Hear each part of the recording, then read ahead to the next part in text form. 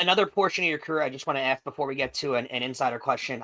You were doing Centerstage for a while, and you had it was an interview series basically on TV that was incredible. It went for a long time, and you had some really, I mean, was there a lesser marquee guest on the show? I don't think so. What went into the stop of it? Because from what I recall, it just kind of went off the air. Was it never been deep or? It's never been officially canceled, but what happened was COVID.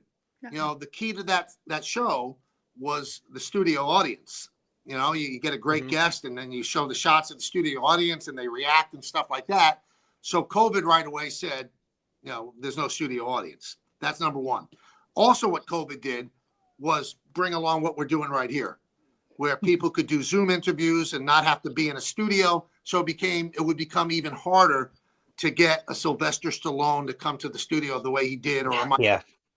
You know, I can name all the guests that we've had. So that became an impediment.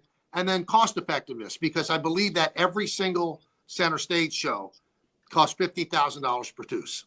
Now, I don't think that that's a lot if you consider how you can amortize it, because, you know, when I walked into yesterday, that's where I am right now. We just did the Hot Stove show. There was the interview that I did with Bill Parcells in 2002. So, I mean, they've run these shows, some of them 400, 500, 600 times over the life of the network. So they've gotten their money's worth for whatever the cost might have been. But in answer to your question, it was probably COVID that brought it down. I mean, more important things, obviously, COVID did to the world.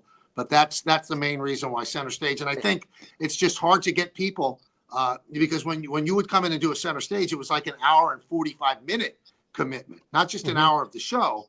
You had to sit there, you had to bake up, stuff like that. And then most of the guys stayed or gals stayed and they signed autographs. So, you know, most of the handlers in Hollywood, they just didn't want that. You know, you could go on the Tonight Show and do 8 minutes and probably reach more people than sitting down for an hour and 45 minutes. Were those big guests, just out of curiosity, were they paid for that, or was it just like out of the goodness of their heart? You know what? The most that we ever gave them were Yankee satin jackets, and if they want to go to a game that night, but they never got paid a dime. Wow. It was I had a book out that we ran some of the, just in words, we did the interviews, transcribed them, and I mean, just the people that we had, it's just amazing. And I still think that's one of the things missing in media right now. There are no more long form interviews, and I just found that when I was doing Centerstage, the first 2 segments were always rough because people are like, they come out of their corner, doing a rope-a-dope. They don't really want to open up. But if you've got somebody there for 8 segments in an hour, sooner or later, they're going to get comfortable and they're going to just tell you things that they feel more comfortable telling you because they've been sitting there for an hour.